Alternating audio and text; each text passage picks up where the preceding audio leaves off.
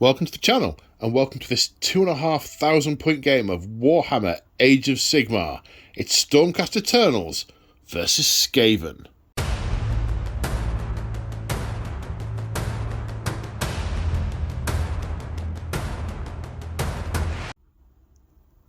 Today on the channel, we return to our narrative campaign, The Siege of Excelsis. It is episode 8. Now, this is a standalone game. You don't have to have seen the others if you want to watch this. It very much stands on its own legs. But if you do want to follow the rest of the campaign and you haven't done so far, I'm pausing for no spoilers.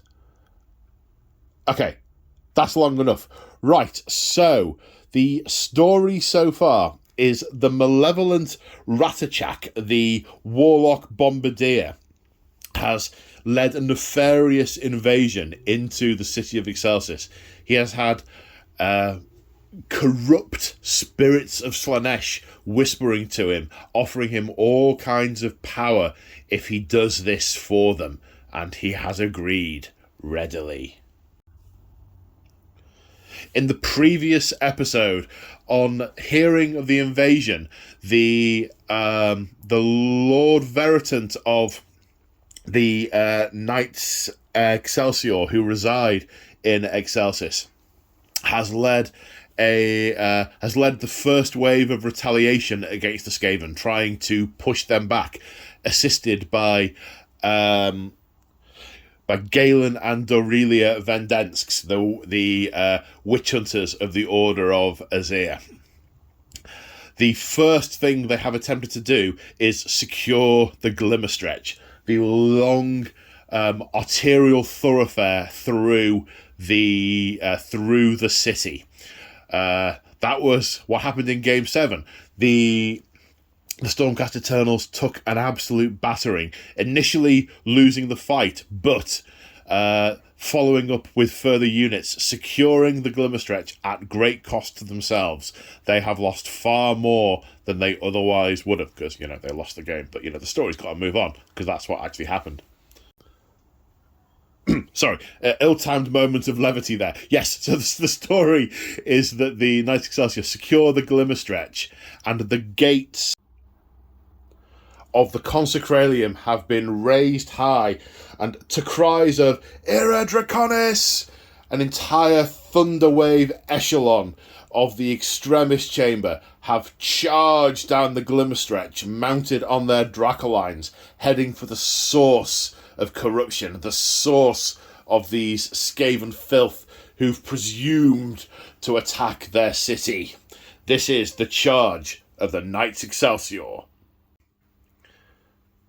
So, here is the scenario. We are using the battle plan from the Kragnos book that tells the story. I mean, I'm really getting my money's worth out of this book.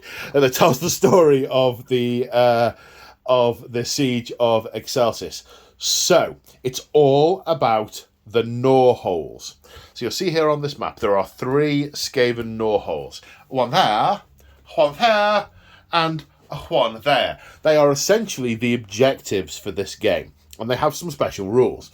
They count to the Stormcast Eternals. They're going to count as enemy models that can be attacked and can take wounds. They have 6 wounds and a 3+ save. And the number of these gnaw holes that are destroyed by the end of the game will determine the victory. If none of the holes have been destroyed, major Skaven victory. If they only get 1, minor Skaven victory. They get 2, minor Stormcast victory. If they close all 3, major Stormcast victory. A couple of things. So the Stormcast army includes the Vendents, because they are following up in the wake of the charge of the Knights Excelsior. The army is supposed to include the Lord Veritant. However, in the game directly preceding this, the Lord Veritant was grievously injured. So we have elected, as a consequence of that game, that the Lord Veritant will not take part in this battle. That is a consequence. So Ratachak's Doom Coven has some special rules. I'll cover that in the army overview.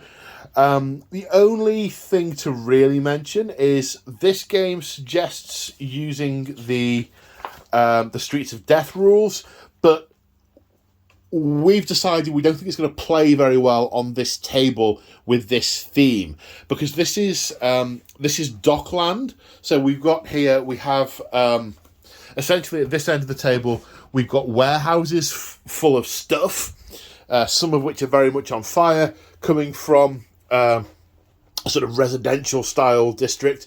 What we're going to do, we're going to use the Streets of Death rule in a future game, but on the basis of keeping things simple, because there is enough for us to remember in this game, we're going to play without those, and we'll use those in another game to showcase them as their own thing rather than crowbarring them into, because in all honesty, with that much going on, we'll probably forget some of them. So we're going to make them a focus of another episode. Off the top of my head, I can't remember exactly which episode. I think it's episode 10, but don't quote me on that. In many ways, I shouldn't have said it. And I'm joined here on the channel to play this game today by Immortan Joe. Say hi, Immortan Joe. Hi, Immortan Joe. You've brought your Knights Excelsior back. Oh yes. And you've been painting furiously, haven't you? Yeah. There's some new toys to play with. Yeah. So the theme of this army is well, obviously you saw from the pages. It's Dracoline Knights. It's paladins on dragons. On dragons. Yeah. And we had a chat about this months ago, and we said, oh, well, this is the story that's in the book. Do we think we can do it? And we had a long chat. We went around a bunch of options, and we said, let's just paint a load of dragons. It was like, how many should we need? Maybe 6. Let's have 6 of those. And then 9 of the others. Yeah, sure, why not? Or how much it was. It was just all the models. Yeah. I just want to add one thing as well. They are Celestial Dracolines. They are not dragon donkeys in this game. The claw. Yeah, now you've put the words dragon donkey into my mind, so thanks for that. No, it can't happen. Celestial Dracolines. Dracolines, not dragon not dragon donkeys. No, not at all. Why would you do that to me? At the start of filming, why would you do that to me? Put it out of your mind. Okay, these are not the dragon donkeys you're looking for. Exactly that. Yes, okay. Right, then without further ado, let's take a look at the armies. And here we have 2,250. I misspoke earlier when I said 2,500. 2,250 points of Stormcast Eternals, the Knights Excelsior, and OMG, this is a thing. So we have just going through what the units are first. We have a Lord Celestant on Celestial Dracoline. That one's a Dracoth. So on a Dracoth. Yeah. Thank you. Lord Celestant on a Dracoth. Then we have the Dracothian Guard. We have 3 units. We have a unit of Fulminators, a unit of Desolators, and a unit of Concussors. Now, technically, these aren't paladins, but they're paladins riding dragons, so we are treating them as paladins for game rule terms, because this is a very specific army, and the Knights Excelsior, one of their main special rules is around paladins, and for me these absolutely are paladins, so we are treating them as such. We also have a unit of evocators. These are sort of a toe in both worlds. These are partly Sacrosanct Chamber, but also in theory Extremis Chamber, because the Extremis Chamber are everyone riding a Dracoline, and the Sacrosanct Chamber are all the spellcasters, so foot in both worlds. We also have a Lord Arcanum on a Celestial Dracoline. Then, as this is, following the stampede of knights, of cavalry down the Glimmer Stretch, we have a full-sized unit of prosecutors. Now, okay, a full-sized retinue is 10. If you read the lore in the books, 10 is the usual size for a retinue, and they come in multiples of 3, so there are only 9. I have the same issue with my Astral Templars, but yes, as far as I'm concerned, full-size unit, triple reinforced, so 9 prosecutors, led by the Knight Azeros, and the Knight Azeros, with his lantern. So, A few... Oh, they're sneaking it in. And also we have Galen and Dorelia Vendensk. So they are basically the only infantry models in the army. And what's happened is the warrior chambers and the paladins are securing the Glimmer Stretch. They are fighting tooth and nail there. But these are agents of the Order Azir. They go where and when where they want, when they want, as they feel they are needed. So they have slunk away with that fight to identify and combat the source of the Skaven. So they are joining this fight, and they will have they probably sort of nipped down through the sewers and didn't have to navigate their way through the streets and the burning buildings and so on. They have ways and means to move quickly when they need to. In an intact city. Of course, I imagine later when the entire city's been utterly ransacked, they'll find it a lot harder. But yes, they somehow managed to keep up with the cavalry and the flying things. Let's not probe into that too much further. Okay, so generic army stuff first of all. So it's Stormcast Eternal Army. It's a Stormkeep army, which has all sorts of funky rules, none of which are going to apply because those rules apply to Retributor units, and none of the units in this army are Retributors. So we can skip over that. Also, they have the Blaze of Glory rule. So if any of them get killed, I'm hoping to kill at least one of them. They have the potential to do mortal wounds to nearby enemy units. Oh, and I almost forgot, we have an Everblaze Comet, which is an endless spell, which can obviously be summoned in by the Lord Arcanum, not by the Evocators, because the Evocators very specifically have one spell and only one spell that they can cast. But we'll get to that.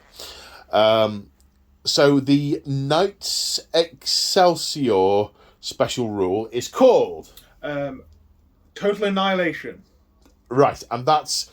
In the fight phase, pick a paladin unit and they get +1 to hit and wound, don't they? Yep, so you pick a paladin unit and an enemy unit they're in engagement range with. Right. If there's more enemy models, you get +1 to hit. There has to be more enemy models. Well, we have 3 units of 2 paladins, so that's not going to be hard. Against Skaven. Against Skaven, no, quite.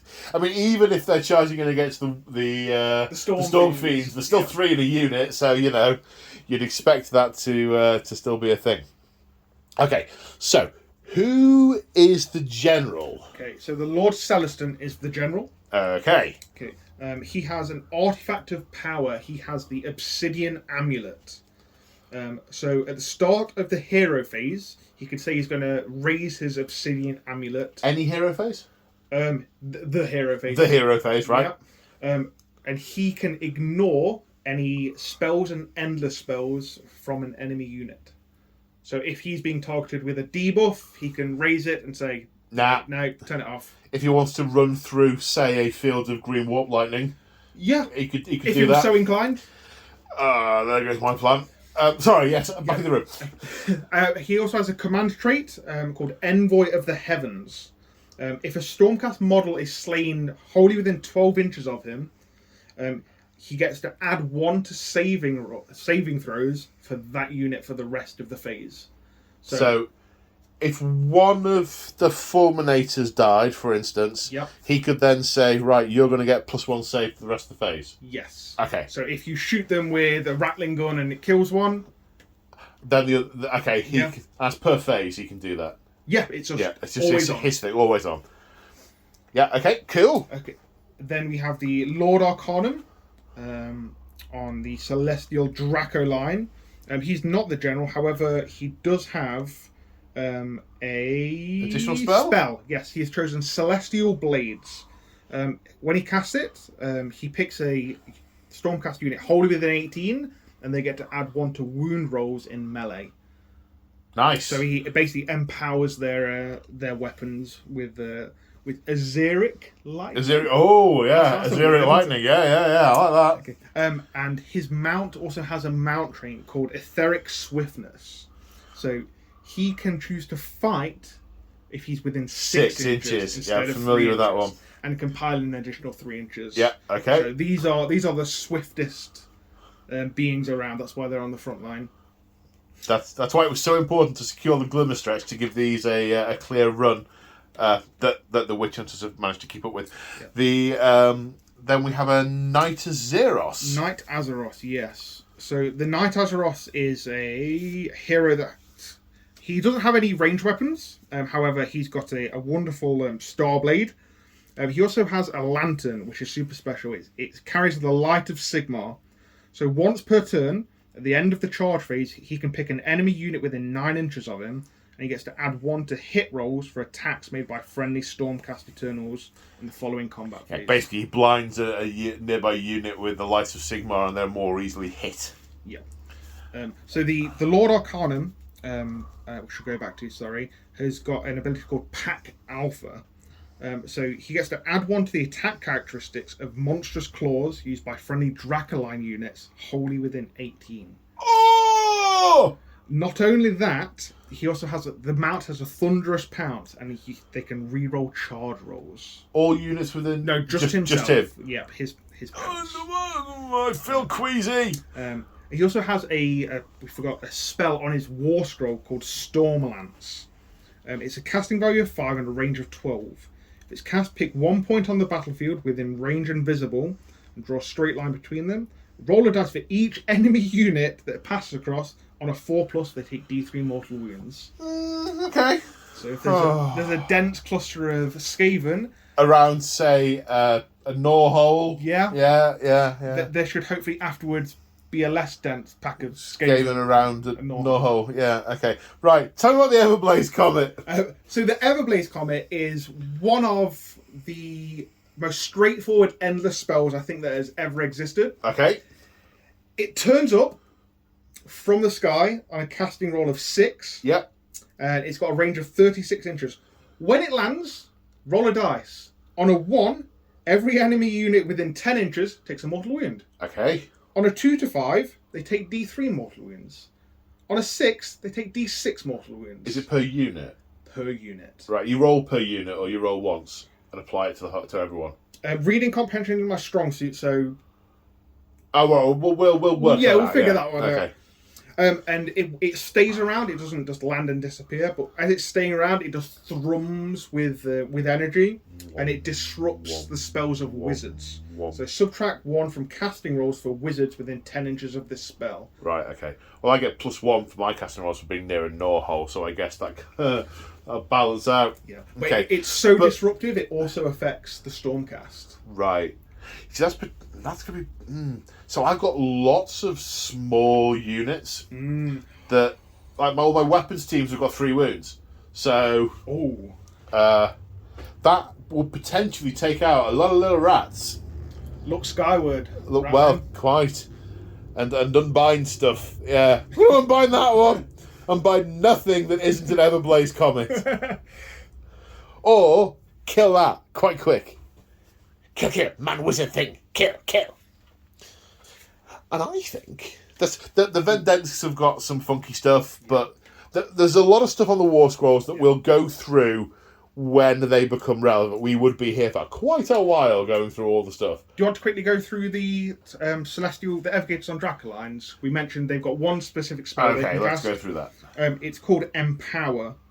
You can cast it on Sacrosanct or on Redeemer units. Correct. So it's you can cast it on themselves or the Lord Arcanum if they see fit. And it's like +1 to wound. +1 to wound, yeah. I have a memory. How's that happen? Wow. Yeah. Don't sound so shocked, Joe. Yeah, I know. Sorry. I know. But yeah. Okay, that's it. That. Right. Okay. Terrifyingly thematic. Right. Let's take a look at the Skaven in about 40 minutes after I've put them all out. And here we have 2,250-ish points of Skaven. So this is mostly Clan Skyer. There are a few packs of Clan Rats, obviously sort of hirelings, as it were, and some Storm Vermin. But the majority is Clan Skyer. So generic Skaven stuff first. So they have 3 main special rules that apply to the whole army. One is lead from the back. So if a hero is within, hero inverted commas, is within 3 inches of a unit of 3 or more models, the enemy is -1 to hit him in melee, as well as any shooting benefits they might get. Scurry away, my personal favourite. When you choose a hero to activate, instead of fighting, you can make a 6-inch retreat move to leg it out of combat and out of harm's way. And then strengthen numbers. For every 10 models in the unit, you add 1 inch to the range of their weapons to a maximum of 3 inches, which can be quite nasty. Klanskaya have their own special rules, and that's in the form of Warpstone Sparks. With this many heroes, the Warlock Bombardier and the Warlock Engineer, you get D3 plus 3. I've rolled, and luckily I have a total of 6. You can do 3 things with these. You can use them in the hero phase to buff wizards, in the shooting phase to buff nearby shooting units, and in the combat phase to buff nearby combat units. In any case, there is a risk of mortal wound damage at the end of it, because Warpstone is hazardous. So that's they're the generic rules. So I'll just go through what we've got and then cover off some specifics. So we have a unit of 40 clan rats, 20 storm vermin. They're the boring ones, the sort of generic stuff. Right, we have 15 acolytes with their poisoned wind globes. 3 units of 5. So it's 15, 3 units of 5. I'm basically going to put 1 on each gnaw hole. I'm kind of thinking I split the army up to defend each gnaw hole. It's kind of where I'm at. Don't know if that's actually going to happen, but hey. I have a Doom Wheel with its super random movement and shooting, and it is one of the most insane and iconic units of the game. Also have 4 weapons teams which get to hide in various units like Storm Vermin and Clan Rats. I don't have to declare to my opponent where they are, although I do have to make a note of it. We've got 2 Warp Fire Throwers, a Rattling Gun, and not Warp Grinder, a Flyer. A big, sharp, spiky, roly death ball. Basically what that is. 2 units of 3 Jezzails for some long-range shooting. A Warlock Engineer. The Warlock Engineer has a additional spell called Warp Lightning Shield. Basically, whilst it's in effect, you ignore the first 3 wounds per phase, but the 4th wound does 3 wounds to you. So you're like, I'm fine. Oh, I feel so well. But potentially, depending on how damaged you're getting, it might keep you alive. Who knows? It's suitably random and Skaven-esque. Then we have the 3 units of Ratachak's Doom Coven. There's Ratachak himself, who we'll come back to in a minute, a Warp Lightning Cannon, and a unit of Storm Fiends. So the Doom Coven has some special rules. Ratachak's Doom Rocket, he gets to reroll to hit and +1 damage with his Doom Rocket. Yay! And the Shock Gauntlets of the Storm Fiends, whilst they're within 12 inches of Ratachak, they get +1 damage. So I think there's only 1 model with Storm Gauntlets. So, there's a mix of weapons on here, but we'll go through as and when they come up. There's a lot of really special super randomness with a lot of the Skaven units, which again we'll cover when we get to.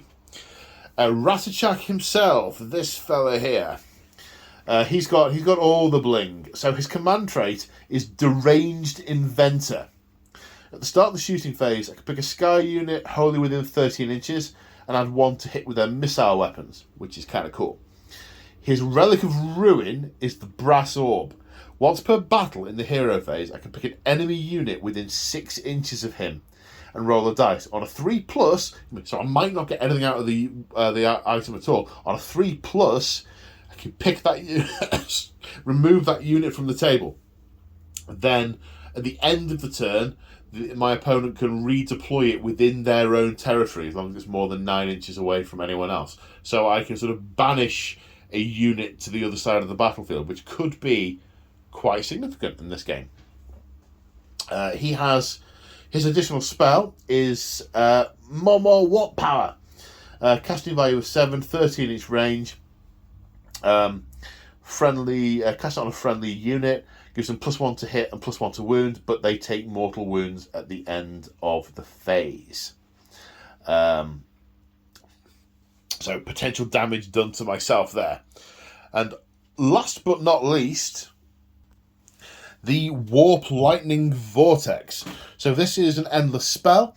When you cast it, you set up one part of it wholly within 13 inches, then the other parts exactly 7 inches away. Basically, you make a triangle out of it. Once it's set up, and at the end of each movement phase, you roll a dice for each unit within 6 inches. You add 1 to the roll if it's within 6 inches of 2 parts, add 2 to the roll if it's within 6 inches of all 3 parts. On a 4+, D3 mortal wounds are suffered on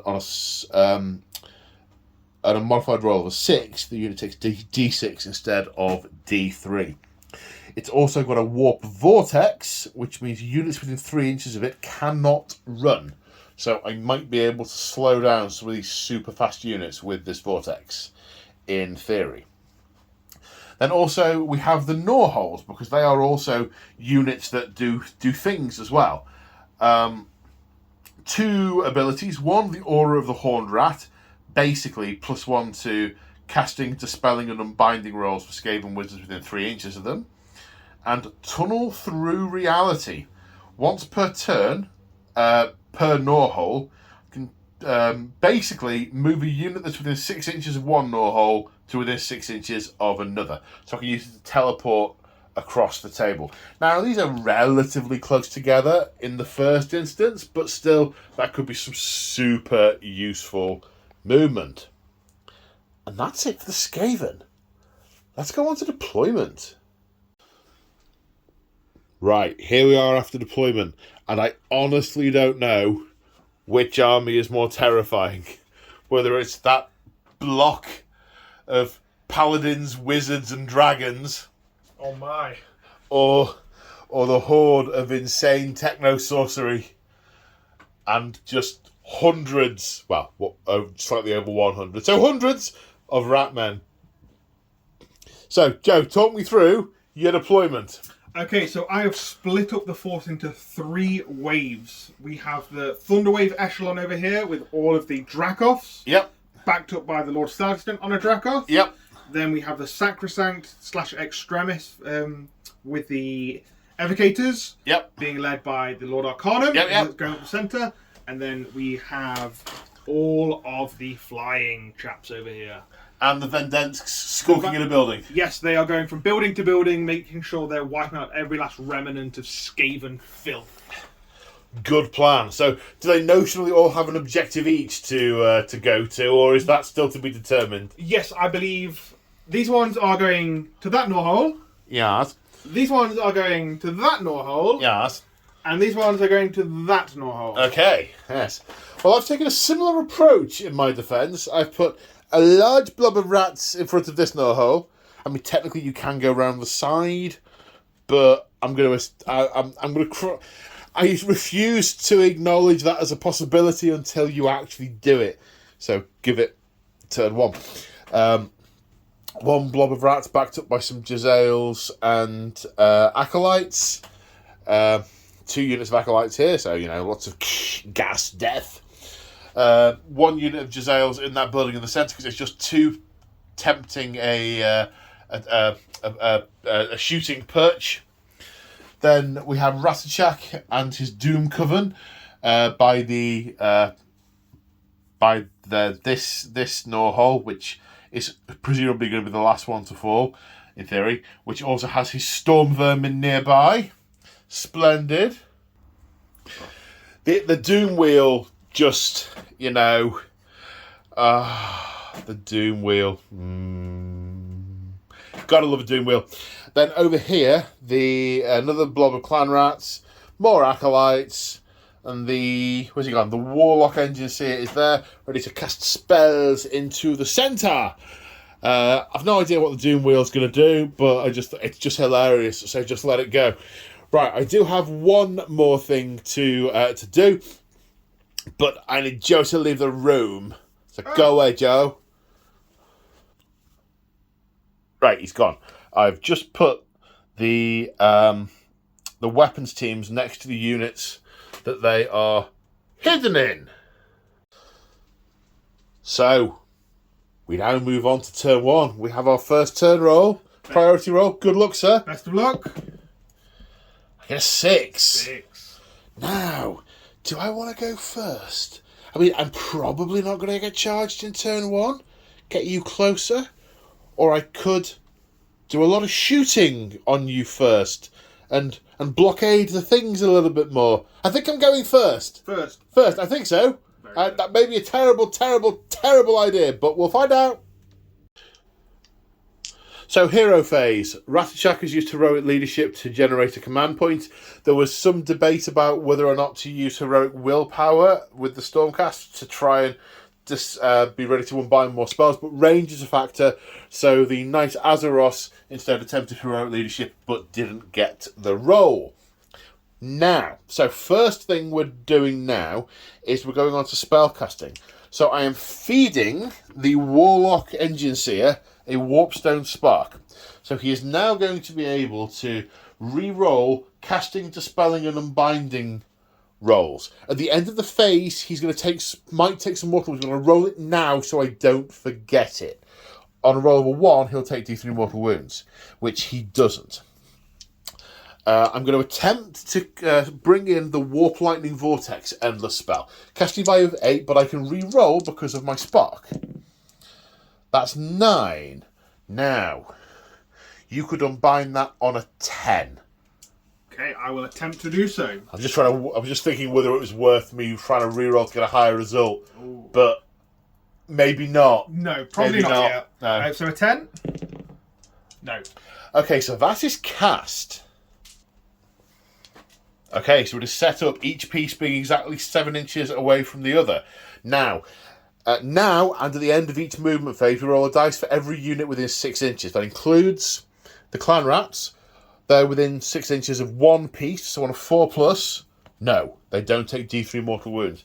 The evocators are within 6 inches, just about. On a 4+, no, they don't take D3 mortal wounds, so no mortal wounds dealt. And units within 3 inches of those units cannot run and will potentially take damage. So you've got to get rid of that before you charge through it, or it'll slow you down. Okay, so last spell, Ratachak, his Skaven-y ones aren't going to be much use at the range he's at, so I'm going to go for Mystic Shield on a 5, which is not cast. So I think he really wanted the Skaven-y ones. Yeah, he's very disappointed with me. I need to go away and have a think about what I've done. Why are things not on fire? Yes. Right. Now I need to... work... Yeah, right, movement. Yeah, I need to... yeah. Okay, so we're partly way through the movement phase. This unit of clan rats has run. Use a command point to make them run the full 6. Then rolled for the acolytes and the warlock. They have moved to place themselves in between here and... in between the Norhole and the prosecutors. Next, we're going to move the Doom Wheel. Now, this has a random movement of 4d6. If any of these come up a 1, Joe gets to move it, but I do get the option of re-rolling. There's 2 1s and re-rolling it. Oh no! That's another one. Okay, so the Doom Wheel is going in a really random direction for 12 inches. And it has rolled in this direction, driving over the clan rats in the process. Could have clipped the warlock, but the warlock has more than 3 wounds, and it can't drive over units that have got 3 or more wounds. Have got more than 3 wounds. So the clan rats take D3 Oh, sorry, on a 2+, they take D3 mortal wounds. 2+. Yes. Yes, so how many Clarence get run over? 1. Would you be so kind of to splat the nearest rat? Okay, he's been doom wheeled. Although I could now transport it through a gnaw hole. That, interesting. You may have done me a good turn there. Oh dear. Right, Stormvermin would have run, and since they ran 6, but they didn't need all the move, they're interdicting this gap left by the crazy doom wheel. Just check the rules, and the multi-direction thing only really applies if you do the reroll. So the ones I rolled initially didn't give the control to Joe, but the reroll did. But that's cool, because the rest of my movements, they're all staying where they are, because I need to see what this does. I want to react over there. But I am conscious there's a little bit of a gap next to that gnaw hole. And it just so happens that he's wholly within 6 inches of this gnaw hole. And has driven straight into it. That is clearly what he originally intended. Get out of the way! Coming through! Has come over here. Tragically, not quite close enough to shoot or charge, but still, I mean...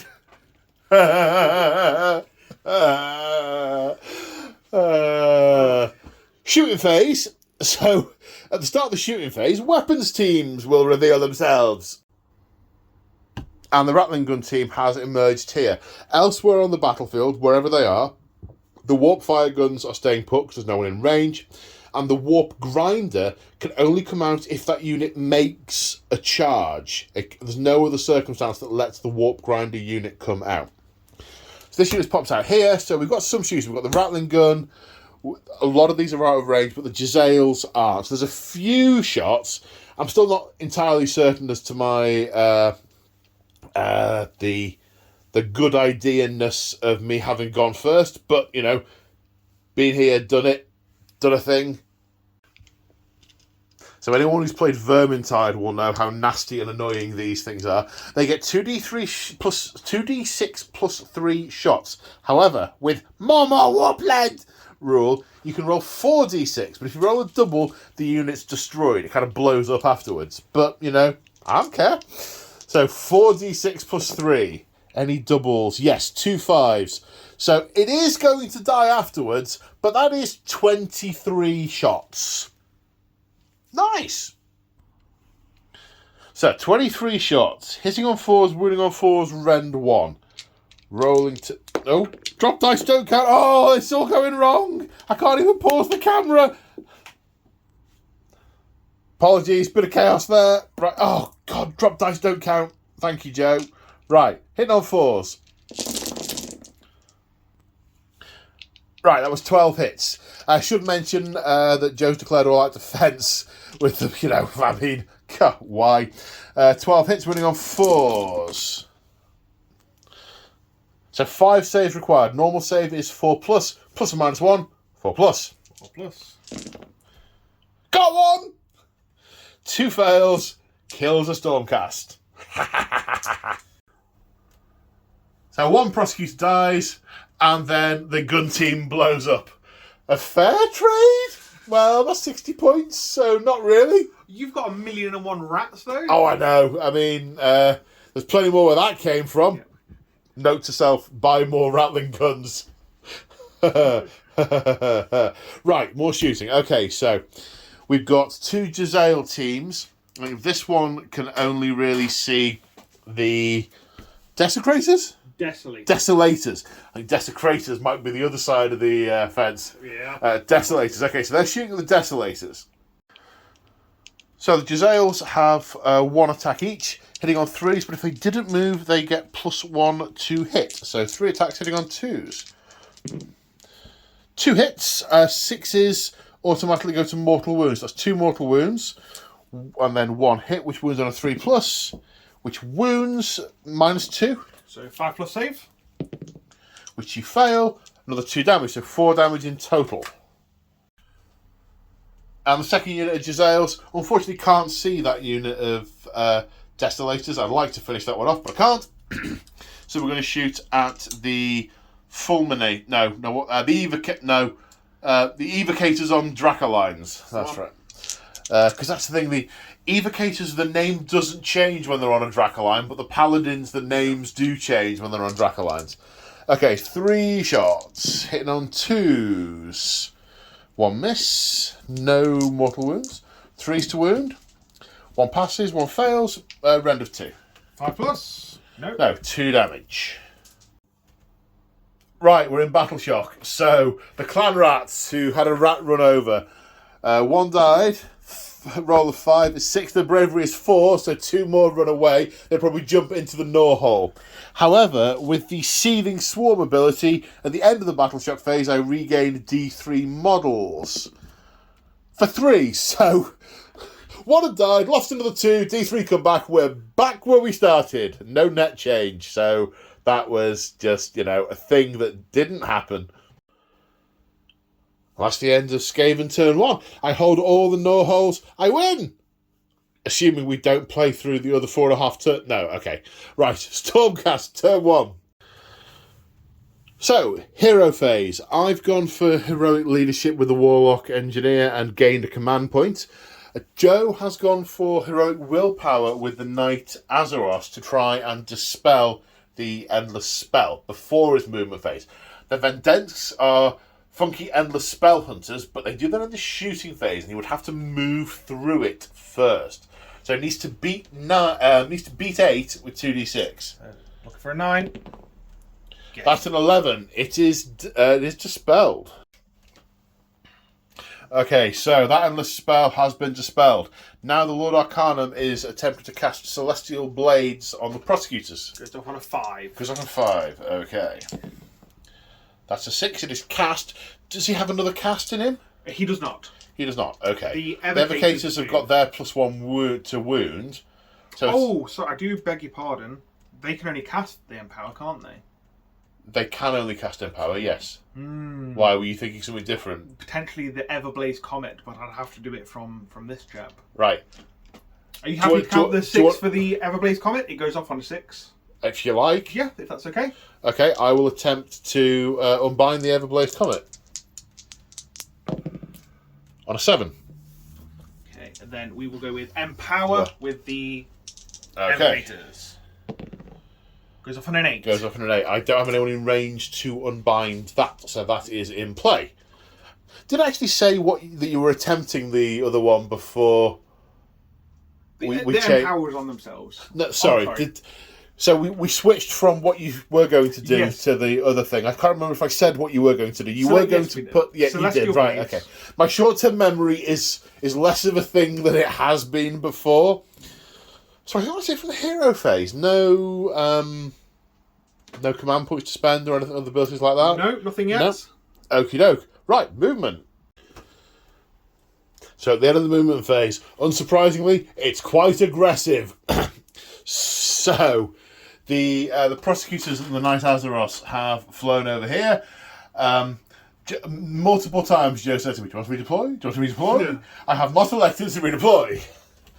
The Vendents have both run, not having any targets and trying to get to, near stuff to do nasty things to it. The Evocators, so Stormcast get a unique enhancement. They get to pick 1 per game. The one Joe picked, we don't think we covered at the start, was called Steadfast March. And that's basically a once per battle order that can be issued, and has been issued to the Evocators, which means they can run and charge. So they have run. They only ran 3 inches, but that has put them significantly closer for charging. The Lord Arcanum just moved normally and is... did he move normally? He just moved normally. He just moved normally, I thought he did. Okay, then over here, the Blue Wing, as opposed to Pink Wing, Blue Wing have moved, have split up. We've got the Desolators heading straight through between the burning buildings, then the Concussors heading towards the Doom Wheel, the Fulminators and Lord Celestant following up. Again, lots of, do you want to redeploy? Do you want to redeploy? Reposition? No, I'm going to be unleashing hell a lot in a minute. I've got 4 command points, and basically that's where they're all going. Regular viewers of the channel will know we don't restrict number of uses of things like command points for narrative reasons.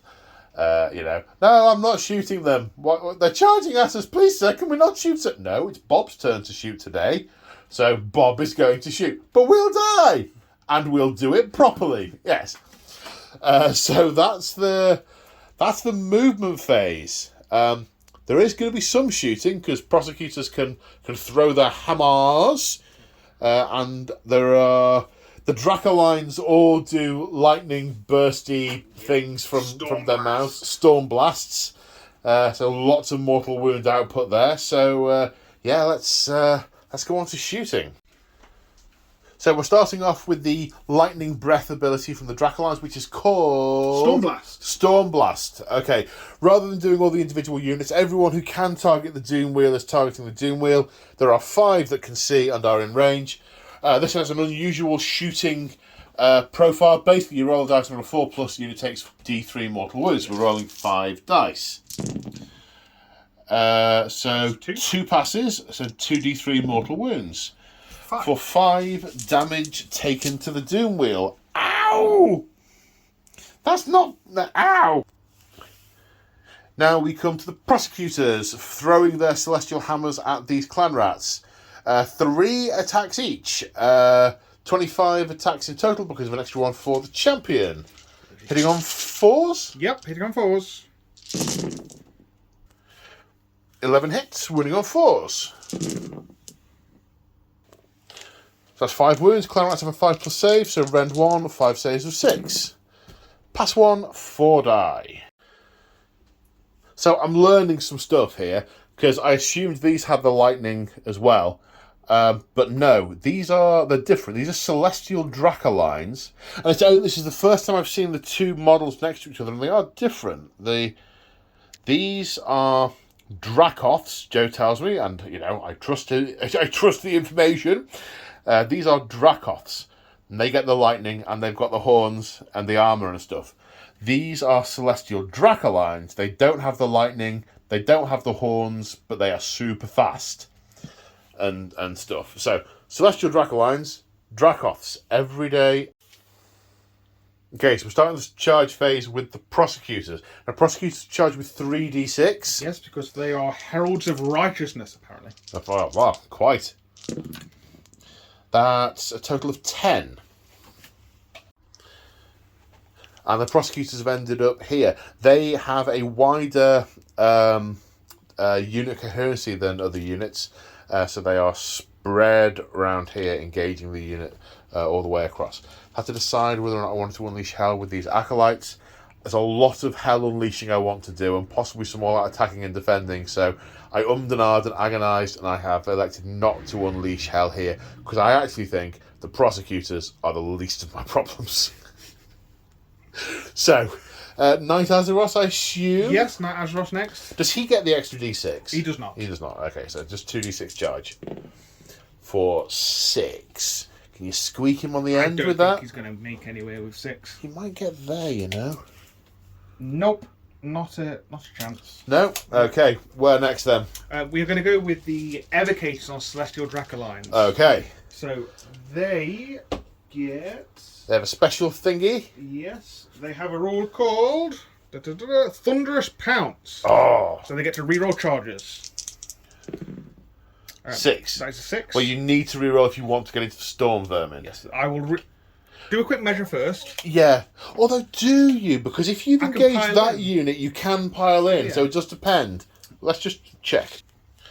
So 6 is not enough to get into the clan rats. You need 7 into the clan rats, which means you might be able to pile into there. So you need at least 7. Obviously, hope for 8 to get into the Storm Vermin. 7. 7. So that should be good. You're good. It's all good. And the evocators have ended up here. We've had to do a little bit of wing manoeuvring to be able to get the footprint in, because those wings are gorgeous, but they really get in the way of scenery. So they are in the clan rats, and they're going to be able to pile in to the Storm Vermin. Although they are not close enough to the Storm Fiends for me to be able to unleash hell on them, which was my plan. I was hoping to get a bit more to get into them. Yeah, the lucky roll of not rolling a high enough number, I suppose. Yeah. But again, it depends how many models you're going to be able to get in, and the Storm Vermin can be quite nasty, so maybe a mixed blessing, not sure. However, I am going to unleash hell with the Jezzails instead. They still get their +1 for standing still, but -1 for unleashing hell, so they're hitting on 3s. +1, -1 back to 3s. 3 hits. Wounding on 3s. All 3 wounded. -2. So 6 up saves. Toss. Saves 2 of them. Okay, 2 damage taken. Don't kill 1. And a command point spent. Right, now we come over to Dracoths. So we need a 7 to get into the Clan Rats, which is where they want to be. That's a 9. They're into the Clan Rats. And they make it here. No unleashing of the hell. Tempted to throw gas bombs at the... Oh, actually, one of them's only got 2 wounds left. Oh, what to do with my command points? I don't know. No, I won't. I want to shoot warp lightning bolts at this with that before it dies. So the concussors are attempting a charge. Forward to victory. Okay, reroll. You better pass. I want to shoot you. 10. Hurrah! Right, I'm unleashing hell with the Doom Wheel. So we have the warp bolts, which has D6 attacks. However, there's a more warp bolts rule. Which is when you fire, you can roll 2d6 instead of d6. However, if you roll a double, the unit suffers 2d6 mortal wounds after all of its attacks have resolved. It's not long for this world anyway, so the engineer is definitely more. Sorry, engineer, not engineer. Wrong game, wrong side. So 2d6 shots with warp bolts. And the Horn Rat smiles upon me. 9 shots. So 9 shots, hitting on 3s, down to 4s because of Unleash Hell. 4s. 1, 2, 3, 4, 5. Winning on 3s. 3 at -1, rend 1. So 4 up saves. 4 up saves. 1 pass, 2 fail. D3 damage each. For 6. Kills 1. So presumably that one to allow more space for the Fulminators to charge. Wow, that hell has been totally unleashed. Fulminators need an 11. That they don't get. Forwarding to victory again? Yes, absolutely. There's only a 1 in 12 chance of passing. I'll take those odds. Okay. Boo. Not this time. The Lord Celestant is in on a 12. Not like that either. Not like that. Okay, any other charges? No, I don't think so. I think that's charges done. Okay, so it's the end of the charge phase. Right, but a start of combat phase housekeeping.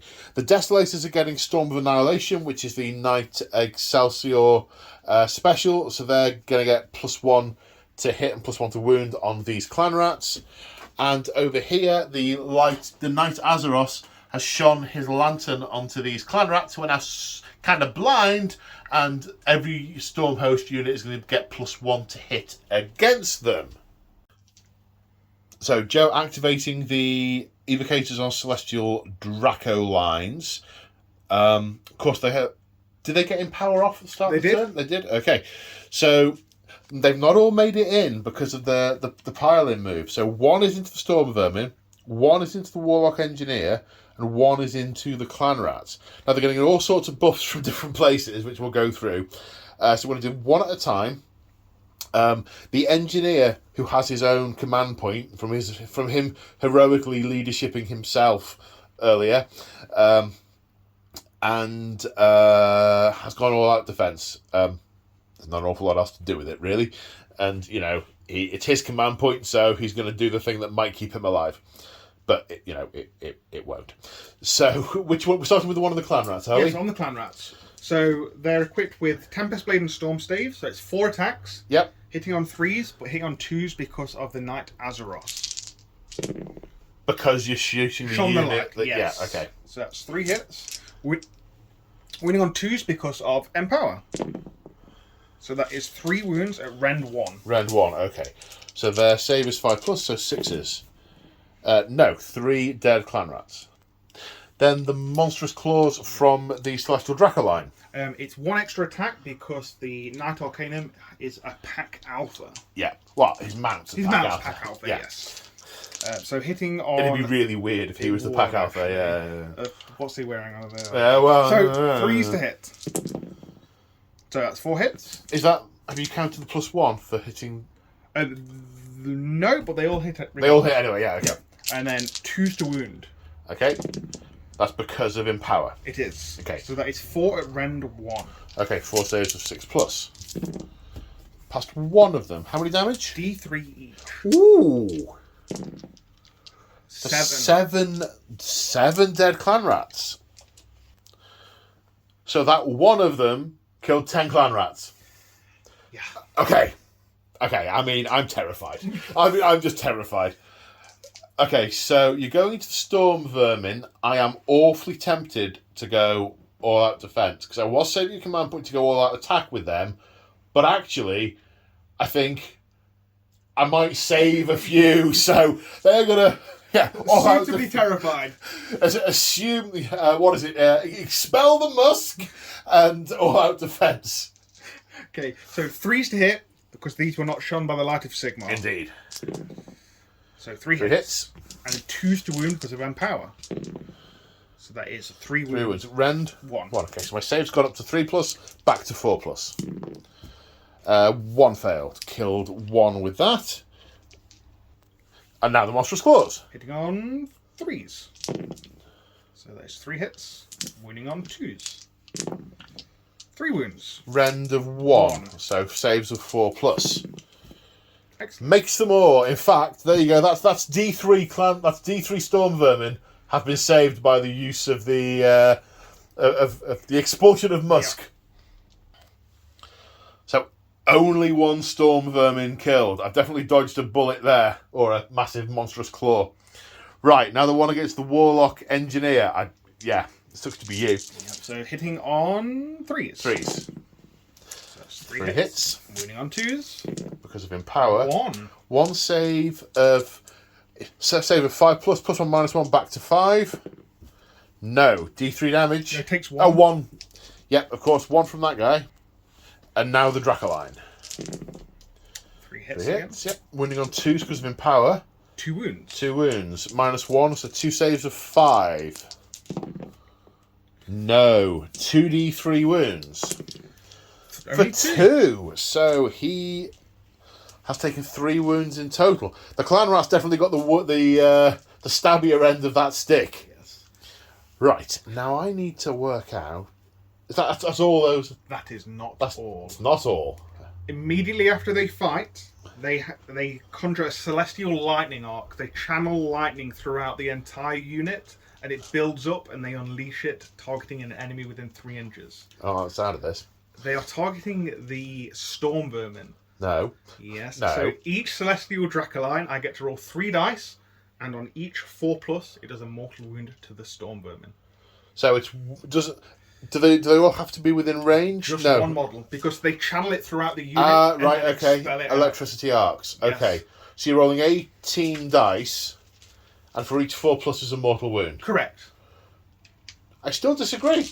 No. I don't accept. I choose to disbelieve it. That's 18 dice, That is is it? 18 Oh dice. my god.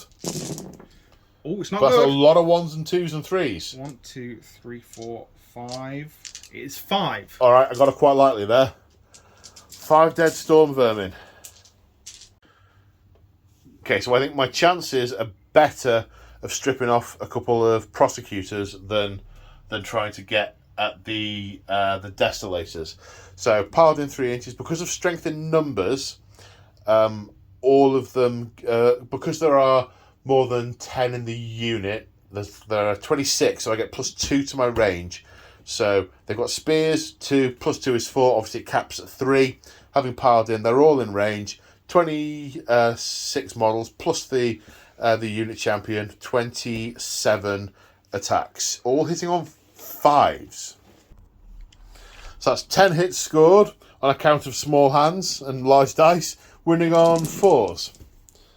That's 5 saves. Obviously no rend. 5 saves and 4+. You get one. Got one. Does it blaze of glory? It does. Yes, it electrocutes a rat on the way out. Ah! Right, now we come over here. Joe just delighted by the prospect of rolling massive amounts of dice. So we're clarifying that the Storm of Annihilation, the Paladin rule that we said will apply to this unit. This is why it doesn't apply to the unit, because it would give it to the mount. So, but we're saying it applies only to the rider. Narrative common sense. Narrative common sense. That's probably why they don't have the Paladin keyword or something like that. Anyway, right, so the riders, so they're going to get +1 to hit, +1 to wound, and because of their special rule, which is called... Cleaving Blow. Cleaving Blow, if their target unit has more models in it than they do, they get +2 attacks each. Yeah. So the 2 paladins have got 14 attacks, hitting on 2s, wounding on 2s, rend of 2, going straight through my armour. Yeah. Let's see what happens. That's a lot of dead rats. That's a lot of 1s, actually. I'm getting good at that. There's another one there, buddy. Oh, is it? Thank you. And then 2s. There are that many. 8 dead rats. Then with the mounts, 3s to hit, 3s to wound. Ooh. All hit. Yeah, this is nasty. Yep. 4 wounds, rend of 2, damage 2. Straight through, so that's 8 dead from the mounts. They're drawing. They're in sync. Yes. Right, I'm going to activate the Doom Wheel. See what we can do to this guy. D6 attacks from the Grinding Wheel for 4. Which hits on 3s. 4 hits. Wounds on 3s. 4 wounds. Rend of 1. So 4 up save. 3 go through. Yeah. Okay. 1 damage each. So that's taken 3 damage. Now I have 6 attacks with teeth and knives. Hitting on 4s. Still mathematically possible. Wounding on 4s. No longer mathematically possible. 2 saves at no rend. 1 goes through. So it takes 4 damage. Ouchie. Then the concussor fighting back in return. The lightning hammer, 3s and 3s. Yep, 6s will go straight to mortals. Yep. Okay. 2 hits. So 1 wound. Rend. 2 damage 2. Rend 2, so save for 6. No, damage 2.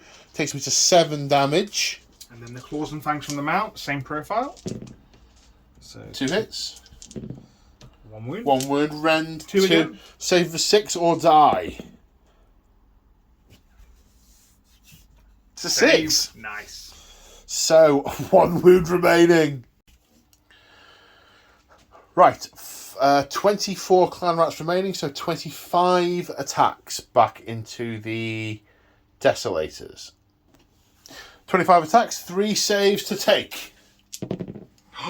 Takes them down. 2 fair. Oh, one of them was damaged, weren't they? Goes to 6 wounds and dies. Unless. We forgot over here as well. Blaze of Glory. The end of the... Blaze of Glory. Oh, was he? Yes, he was. Okay. So we need to do that. We need to do all of these.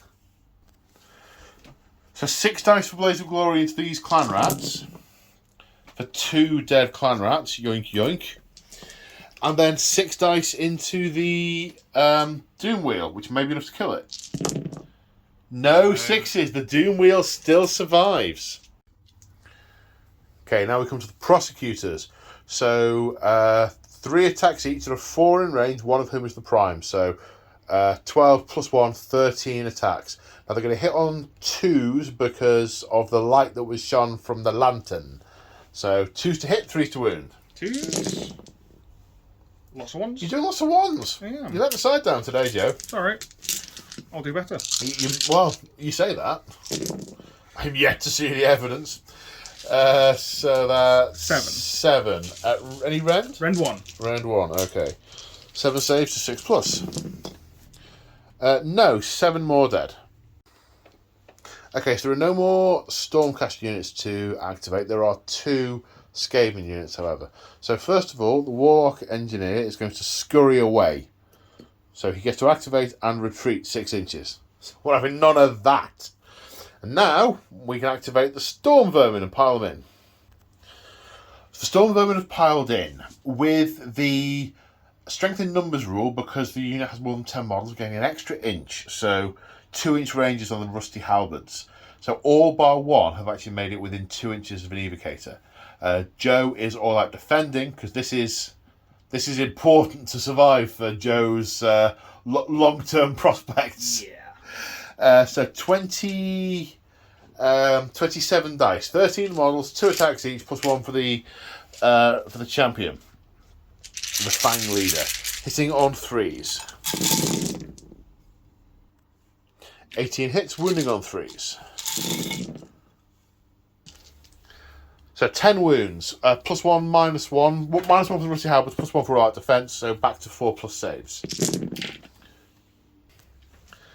So the Lord Arcanum has the Cycle of the Storm rule. Basically, when a model within 18 inches dies, you can do this once per phase or once per turn? Once per turn.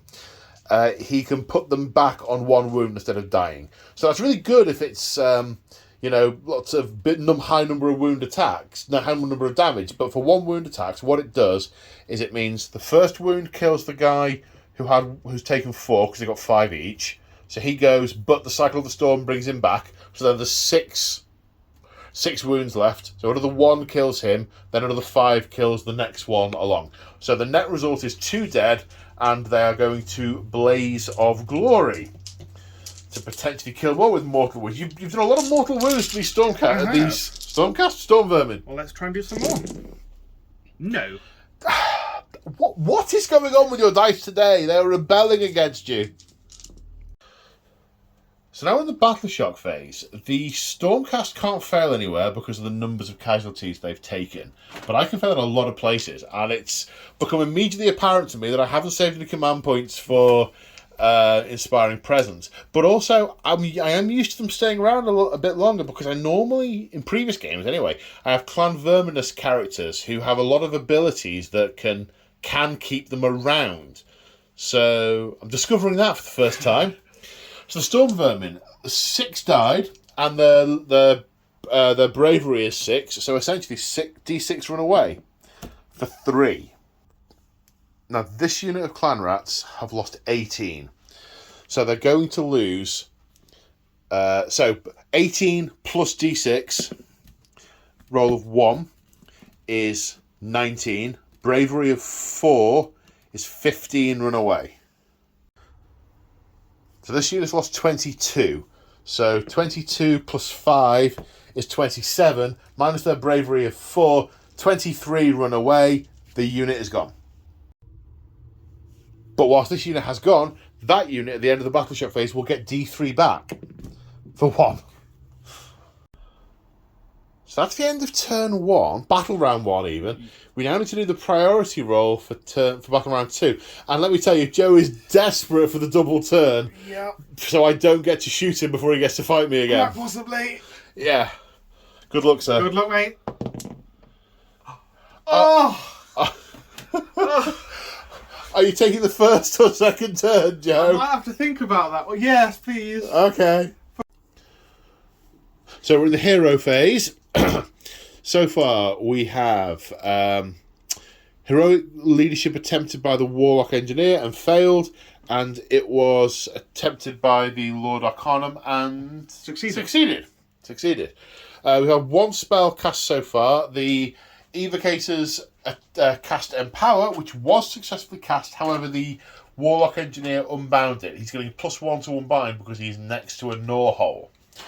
Now, Joe is going to attempt the Everblaze Comet with the Lord Arcanum, for which you need I need a 6. A 6. Double 1. Double That one. is a miscast. Is it now? It is. We've just double checked, and it's actually D3 mortal wounds. So it takes 2 mortal wounds, and cannot cast any more this turn. So again, No Everblaze Comet. I'm quite worried about the Everblaze Comet because the amount of damage it does when it lands in a massive radius. So, I feel I've dodged a comet-shaped bullet again on that one. That's all the spells. Any command points to spend? Any command abilities? No, not at the moment. You're too close to everything to rally, so... That's an issue. You could with the prosecutors, but you really lost two. I don't know that that's a worth it thing. Yeah, I mean, I could if I wasn't close to you, I'd be rallying with these to try and get some back. Most definitely. I'd love to try and keep them until my shooting phase, but it's not very likely. Right, movement. So then in the movement phase, it looks like this. These two Dracothian Guard have stayed still because they're in combat. The Fulminators and the Lord Celestant have moved up.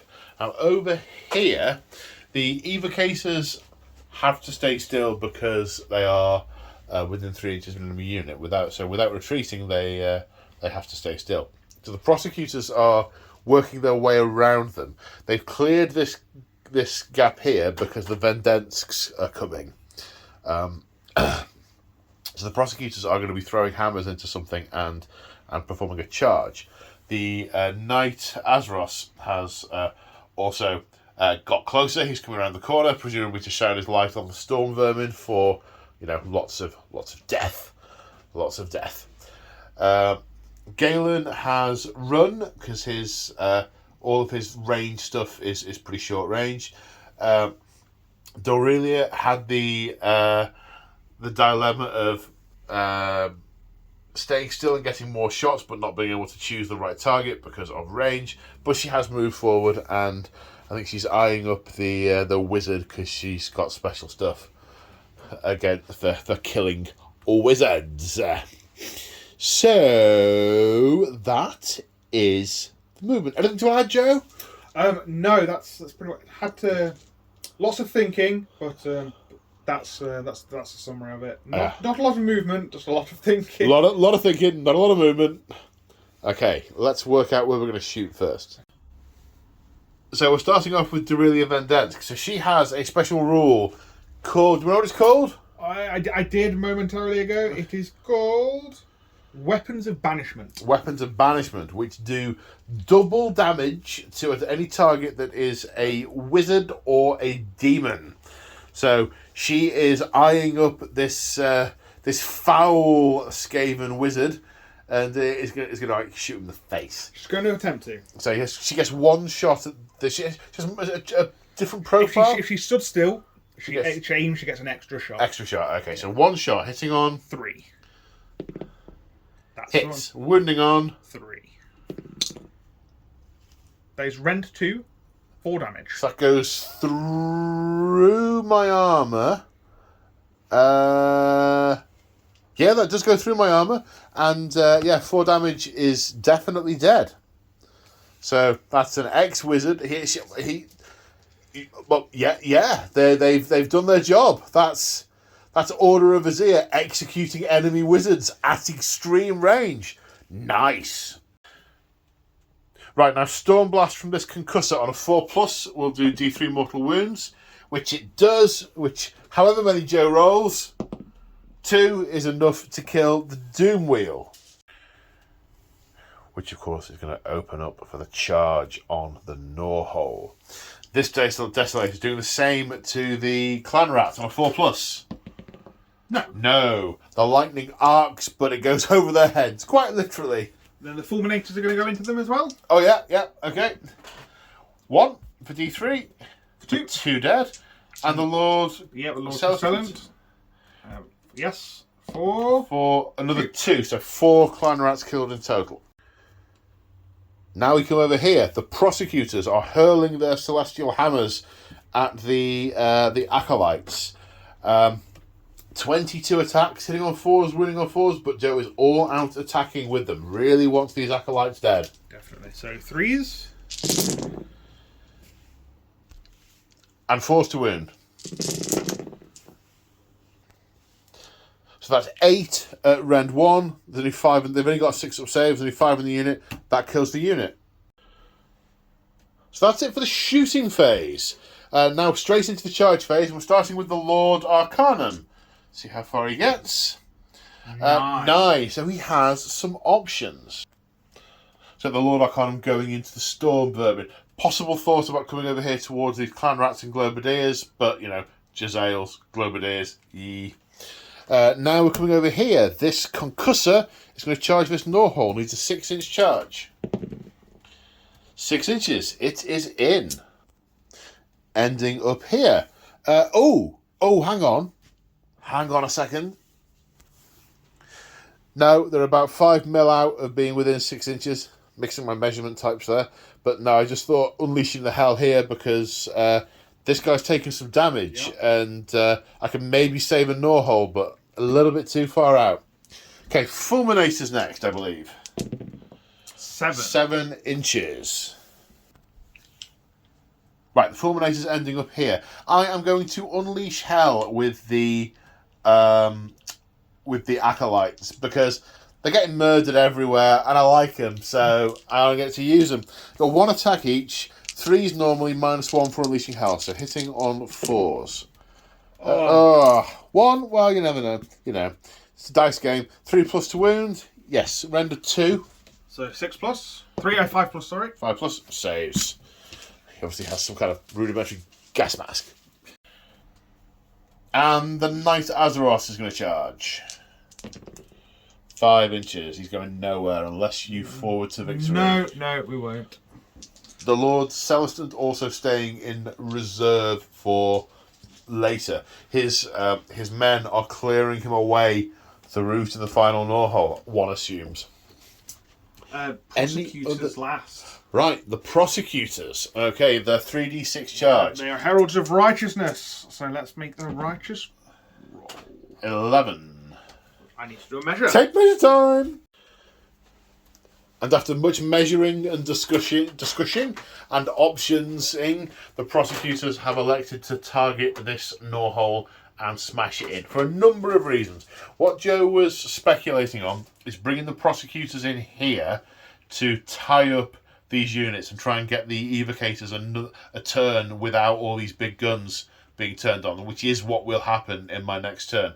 But I'd have been able to unleash hell a couple of times here, and the Storm Fiends are quite tasty in a fight.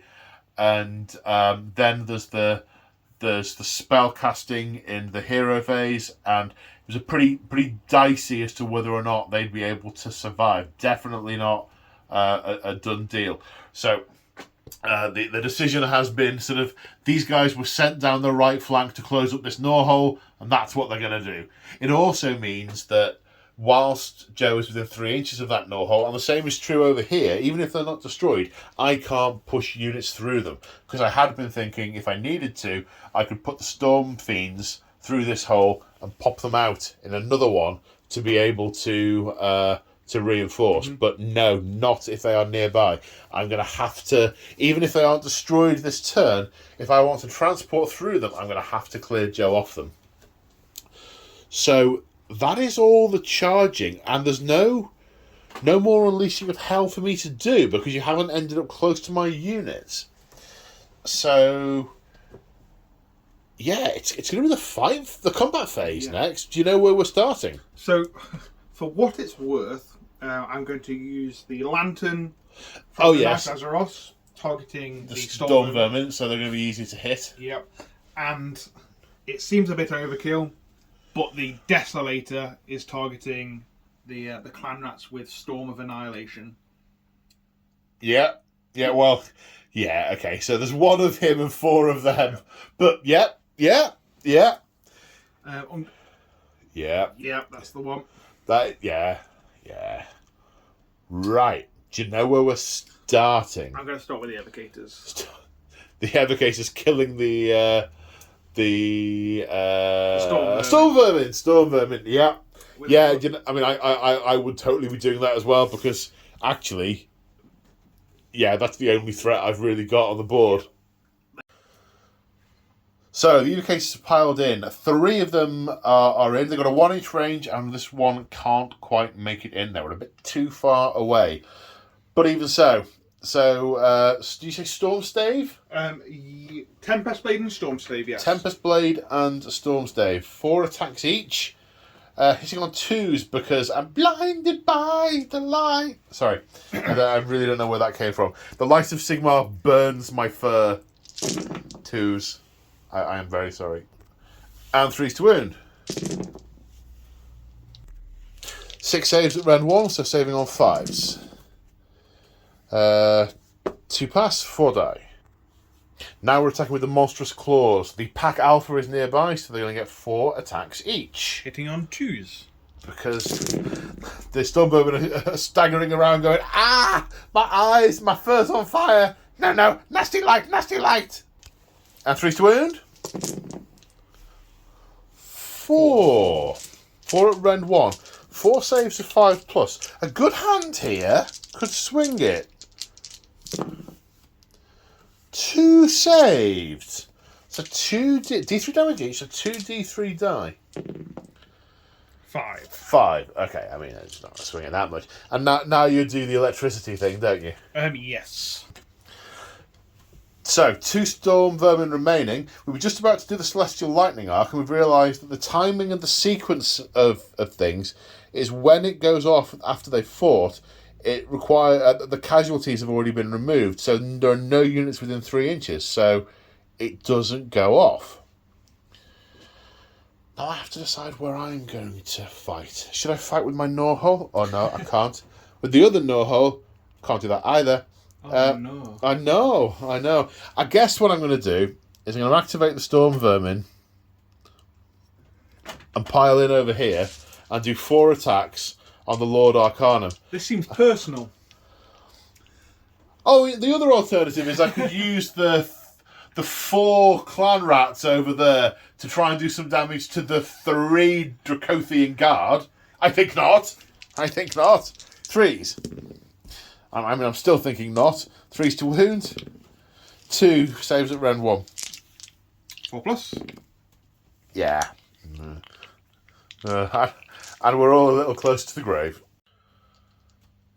Now the Lord Arcanum is going to try and finish off the Storm Vermin with his Ether Stave. So 4 attacks, hitting on 2s because of the light. They hit. And wounding on 3s. Rend 1. Round 1, 4 saves of 5+. No, 3 get through us. They're dead. 2 damage a pop. 2 damage. Okay, so 6 dead. 2 minus 6 is no more Storm Vermin. Right, now I'm going to activate my Mighty Clan Rats. 2 into the Fulminators. 1 hit. 1 wound. 1 wound. 1 damage to a full... Okay. Obviously, a cornered rat is quite a desperate thing. I don't know which one you want to put it on, but if I put it in there... Oh, there's a tail in the way. God damn. Which was it going on, Joe? Yeah, the one at the front. One at the front. Okay. And then 2 on the... as a hit there. On the Desolator. Running on a 4. I don't believe this. Is it a 3+ save? Oh, okay, well... I'd have been happy if they'd both done it, but yeah, okay. Okay, the Fulminators are activating and piling in. On the charge, they all have a different thing, the Paladins. Yep. The Fulminators, on the charge, their glaives are 3 damage each. For 5 attacks each, so 10 attacks. So the thing is, with the Protectors, when they're on the ground, they use their glaives to generate a protective barrier. But when they're riding their Dracoth, they form it into like a thrusting lance. A lance tip. Yes. Okay. So hitting on 3s. Yeah. Okay. So that's 9. There's a 2 in there. I'm not having you doing 50 wounds to me. Okay. Wounding on 3s. Okay. Yes. Okay. Yeah. Minus at least 1. 2, yes. Minus 2. Okay. So that's 15 damage. Render 2, so it goes through my... yes, that's 15 dead acolytes. 5 minus 15 is... Okay, now the Concussor is going to charge... It's going to attack the Gnawhole. So with his hammer, hitting on 3s. 2 hits. And 3s to wound.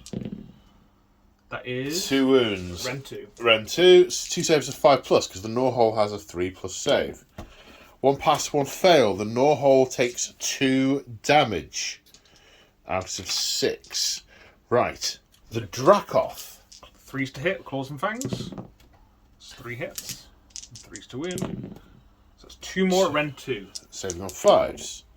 Both fail. Damage. 2 damage each. 2 damage each.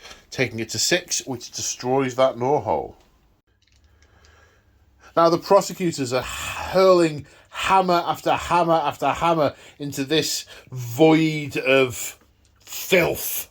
22 attacks. Hit it on. 2s, because I'm all out attacking. Oh, you're all out attacking? All out attacking. Whoa. He's serious. And then to wound? 3s to wound. 3s to wound. If you've got a big unit, these guys are quite tasty in a fight. I think it's the units of 3 that put people off. Yeah. Definitely. Rend of 1. Yes. So that looks 3, like 6, 9, 12, 15. 15 saves. 15 saves of 4 plus after the rend. 6 wounds to defend. 1, 2, 3, 4, 5, 6. Exactly. This Gnawhole is closed. And this Gnawhole has collapsed. Now we have what I think is the final fight. That Desolator trying to kill 4 clan rats. Oh. And with Storm of Annihilation, he wipes them out with ease. So at the end of Stormcast turn 2, they have successfully closed 2 of the Gnawholes. Now we go into Skaven turn 2, and I've not got a lot left, but let's see what I can do with it. I've still got a foothold in this city, and it's that, and I'm gonna keep it, he says optimistically. Skaven turn 2. Right, hero phase. It's Ratachak's finest hour, because he's going to use all the Warpstone in the world, and it's going to be awesome. And you've elected for Heroic Willpower on the Knight Azeroth. So the first thing I'm going to do is eat a Warpstone Spark so I can reroll casting rolls. And I'm going to attempt to summon the Warp Lightning Vortex, for which I need an 8. That's a 7, but I get to reroll. That's a 6. That doesn't happen. Do you get +1 for being near the... I do! I do. Thank you for reminding me. Okay, so it's an 8 to beat with your Heroic Willpower. It's the only spell I've got, so... Okay. 9. You beat it. Okay, so that the Vortex doesn't show up. Do I... Yes, I take D3 mortal wounds from eating the Warp Stone. For 3. I take 3 wounds from eating the Warpstone. Oh, Ratachak. You lunatic. How many wounds does he actually have? Okay. I don't think you're going to get to kill him. Oh, no. I don't think you're going to get to kill him. So. Movement, technically. Right, start the shooting phase. Ratachak is going to eat a Warpstone Spark. So, eating a Warpstone Spark, Ratachak picks 3 units within 13 inches, and they gain +1 damage to their weapons. He's picking himself, these Jezzails, and the Storm Fiends. So, and at the end of the turn, and it is the end of the turn, I have to roll to see if I take any damage. I mustn't forget, you must help me remember. Right. So, I don't know if am I going to start there? Well, I think I'll start with things that only have 1 target. That's a favourite of mine. These Acolytes have... I didn't talk through the movement phase, did I? Oh, sorry. Right, yes. Storm Fiends moved up. Ratachak moved up. These Acolytes have run to try and get as far away from these things as possible, but they're still in range to throw their poison wind globes. These Jezzails have stayed put. Right, yes. So, back in the room. Now, shooting phase. These Acolytes only have 1 target that they're all in range of, and they are the Fulminators. So, we're going to start there, and they're each going to throw their poison wind globes at the Fulminators, hitting on 3s. That's 4 hits. Wounding on 3s. 4 wounds. Rend of 2. So 5. So 5. 3 fail. 3 fail. D3 damage each. 4, 6. Sorry, 3, 6, 7. 3, 4, 5, 6. So you take one out entirely. Whatever they put in those globes is deadly. It is. Right, now these Jezzails...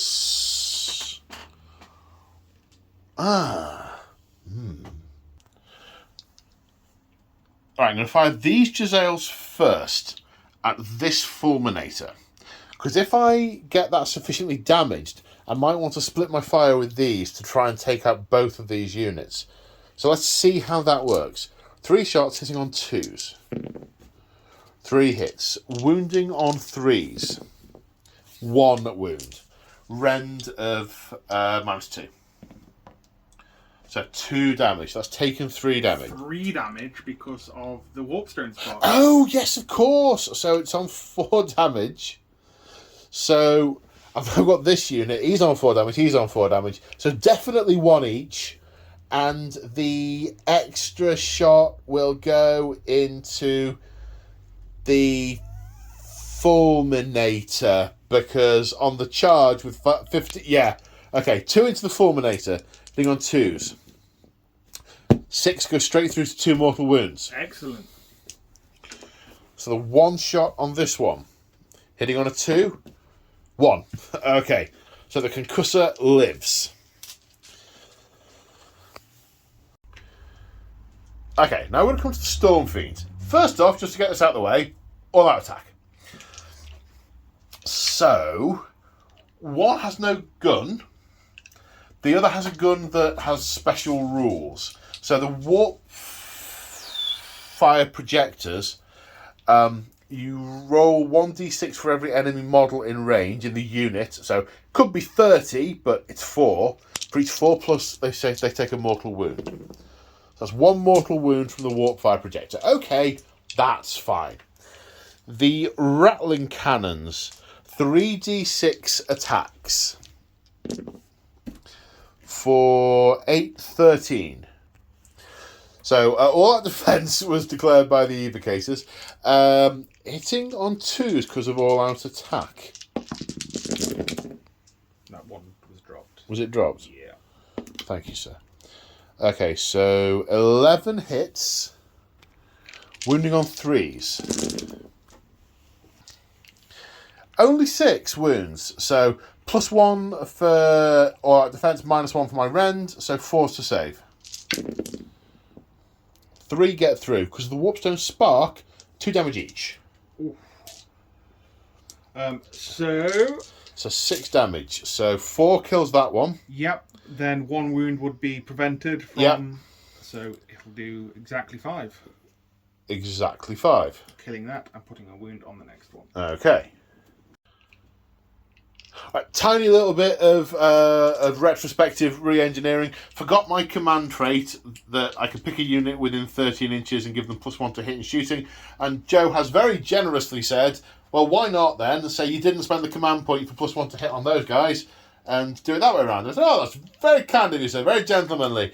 So that's what we're doing. So I didn't spend the command point on that because I remembered I'm a deranged inventor. Right. Warp Lightning Cannon next into the evocators. Right, the first thing I do is roll a dice for the power of the attack. But before I roll that, I'm using more Warp Lightning. So as long as there's an engineer within 3 inches, I can overpower it, which I'm doing. So I'm going to roll the power for the attack, which I want low, which is 1. And then I roll 6 more dice, now 12 because I've overpowered it. For each roll that is equal to or greater the power of the attack, the target suffers a mortal wound. So Joe is going to take 12 mortal wounds for that, and the look on his face is, yeah. However, for every 1 I roll on these dice, I do D3 mortal wounds to myself. So the evocators are having a bad day. I mean, they mortal wounds did me a lot, so there's some cosmic payback. However, do I roll any 1s? It needs to be 1 or equal.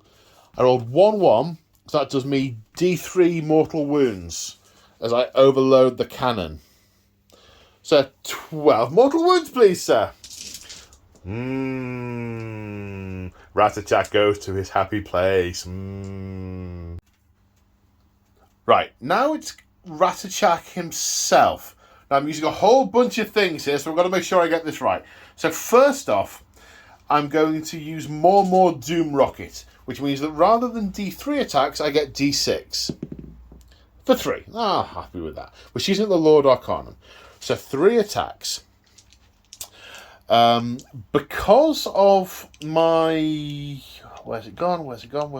Because of Ratchet's Doom Coven, he gets to reroll to hit and +1 damage. So the rocket becomes a damage 4 weapon. Because he nominated himself having eaten the Warpstone Spark, it becomes a damage 5 weapon. But because I've more Doom Rocketed, each one I roll to hit, I suffer D3 mortal wounds. So hitting on 3s. Oh, so happy with that. 3 hits, wounding on 3s. Oh, 1 wound, rend of 1. Okay, so 4 plus save. Oh, how many wounds do they have? I think he has 7. Which would have killed him outright. It would indeed. Oh, gutted. Right, fired. So I've done all the shooting. Does that Warpstone give him a severe case of indigestion? No. So I don't kill myself with Warpstone this turn. However, here's the charge phase. Storm Vermin. 8. Nah, we're good with that. Okay, activate the Storm Fiends, having charged them in. So 2 of them have got clubbing blows and are going into the Lord Arcanum, and 1 of them has the shock gauntlets, which, oh my word! Okay, sorry, slight thing there. So shock gauntlets are getting an extra point of damage because of Ratchet's Doom covers. They're 3 damage each, the shock gauntlets. In many ways, I'd have far rather have done this the other way around, because I need to put 2 wounds on that either case to kill it, and they're not a unit, so they're not going to spill over, and the clubbing blows may not kill the Lord Arcanum. Oh, coulda, woulda, shoulda, didn't I? Right, so 8 clubbing blow attacks into the Lord Arcanum. All out attack. Joe is all out defending the Lord Arcanum. So hitting on 3s.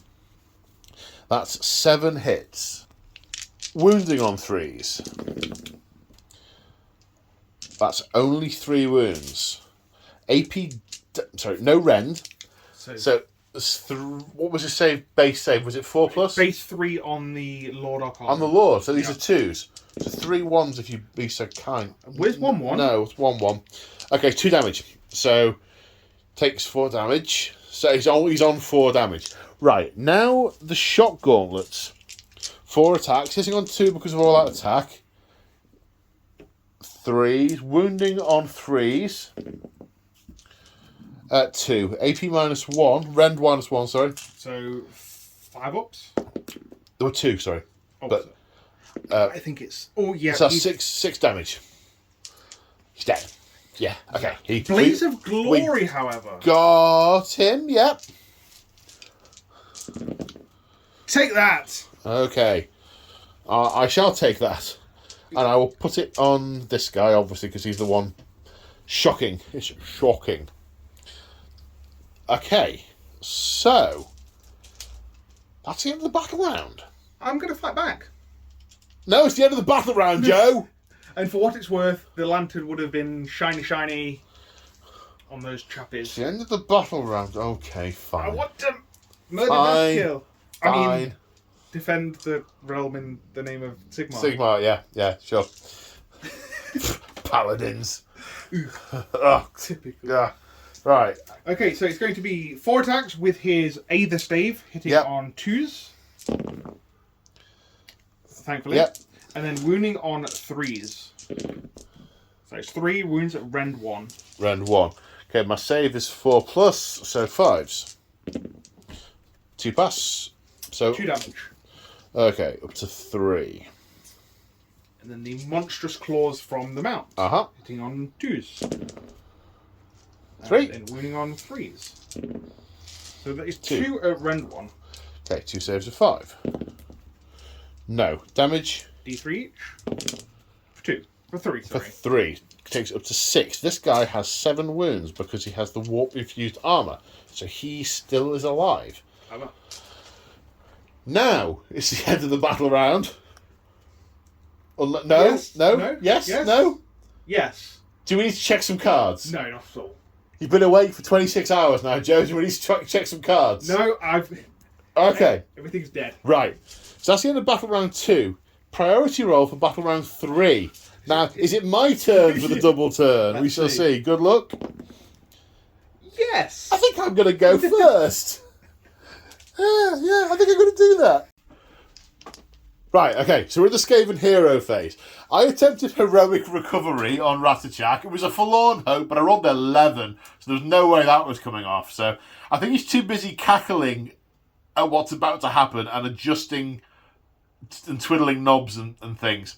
So you've gone for Finest Hour on the Lord Arcanum. I have indeed. Okay, so I am going to attempt to cast Warp Lightning. However, before the casting roll, I'm going to use my Warp Power Accumulator.